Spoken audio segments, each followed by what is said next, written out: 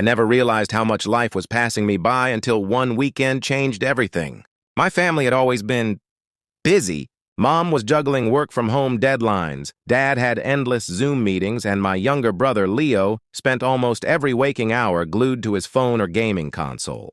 Me? I was drifting somewhere in between, hopping from school to part-time work, to social media, never really noticing how disconnected we had all become. That Friday evening, I came home exhausted. Mom was typing away furiously on her laptop, Dad was on a video call, and Leo was playing a game with a headset on. It felt like the house was full of people, but no one was actually together. Then, out of nowhere, my mom dropped a surprise bomb. This weekend is family weekend. Phones off. No excuses. We're making memories, I groaned inwardly. A whole weekend dedicated to family time? But there was something in her voice that made it impossible to argue. Leo shot me a look that said, "We're doomed." Saturday morning, I woke up to the smell of cinnamon pancakes. Curious, I went downstairs and found the kitchen transformed. Mom had made pancakes shaped like animals. Dad had set up a fancy coffee corner, and Leo, surprisingly, was helping with the table. We all sat together for the first time in months. No phones, no screens, just laughter and conversation.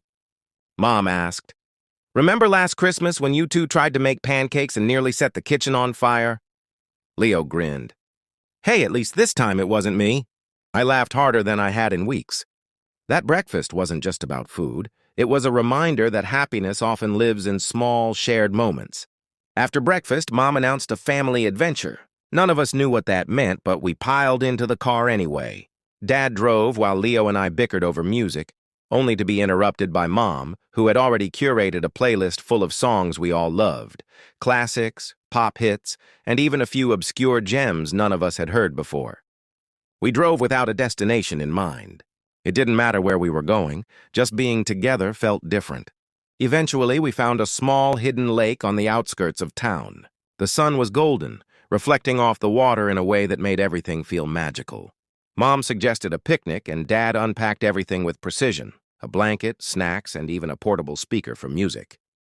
We spent hours skipping stones, laughing at our terrible throws, and just talking. Leo, who usually ignored everyone for his phone, actually shared stories from school. Dad teased, Mom laughed, and I realized just how much I'd missed these moments. After the picnic, Mom proposed a hike up a small hill nearby. Leo complained the entire way, but Dad distracted him with tales from his childhood, and Mom pointed out the flowers and birds along the trail. By the time we reached the top, we were all sweaty, exhausted, but exhilarated. The view was breathtaking. The town looked tiny, the lake sparkled like a jewel, and for the first time in a long while, I felt a deep sense of belonging. We stayed there for a while, watching the sun dip below the horizon, talking about dreams, fears, and silly things we'd done. It was strange but wonderful, like we had rediscovered each other. On the drive home, there was a comfortable silence. No one was checking their phone. We all just sat there letting the experience sink in. Once home, Mom suggested we make a scrapbook of the day. Cutting, gluing, doodling, and writing captions, we transformed our ordinary day into something tangible, a memory to look back on. Leo drew a caricature of the four of us. Dad wrote a note about how proud he was of our little family, and Mom took pictures to preserve every smile. That night, lying in bed, I realized something important. Life isn't about waiting for vacations or big events. It's about creating magic in everyday moments. Pancakes, picnics, hikes, scrapbooks, they weren't extraordinary on their own. What made them special was how we chose to be present and how we chose to be together. Sunday morning, I woke up with a smile. Breakfast again, but this time I didn't grab my phone. We talked, laughed, and shared small moments, like Leo dropping syrup on Dad's shirt and Mom chasing him with a towel. It was simple, chaotic, and perfect. That weekend became a tradition. It didn't matter what we did. Movie nights with homemade popcorn, impromptu dance sessions in the living room, or building blanket forts on rainy days. Every ordinary day became a canvas to create colorful memories. Months later, I noticed something remarkable. Our family, once distant and busy, had transformed. Leo would call me into the kitchen to show a new drawing, Dad started teaching me to cook, and Mom even encouraged us to plan little adventures. We laughed more, fought less, and shared things we never would have noticed before. I realized life's vibrancy isn't in grand gestures. It's in laughter spilling across the breakfast table, hands held during a walk, shared stories that make you giggle long after the moment has passed. Family is the palette, and every ordinary moment is a brushstroke.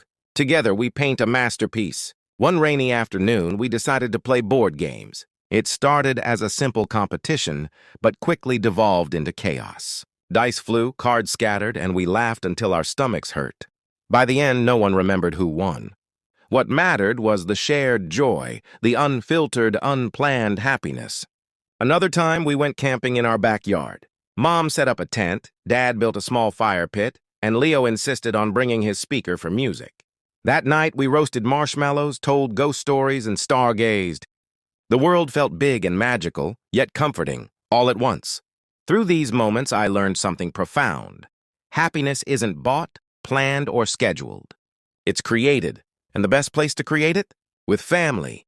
Even ordinary chores became opportunities for connection. Doing laundry turned into a game of who could fold clothes fastest. Grocery shopping became a treasure hunt for new snacks. Cooking dinner was an experimental art session, with tastes sometimes horrendous, but laughter guaranteed.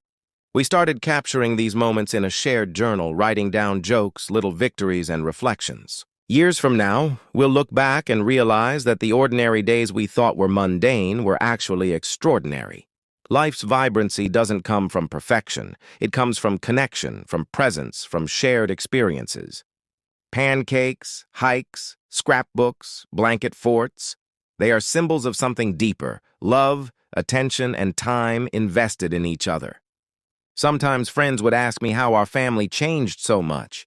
I tell them we decided to be present. We chose joy over distractions, laughter over scrolling, and memories over routines. That choice, repeated day after day, created something beautiful. Now, whenever I feel life rushing by, I remind myself of those pancakes, the lake, the hill, and our scrapbook. I remember that happiness is not somewhere out there, it's right here in shared smiles, silly jokes, and cozy mornings. So, here's the takeaway. Don't wait for special occasions to make memories. Turn every ordinary day into something colorful.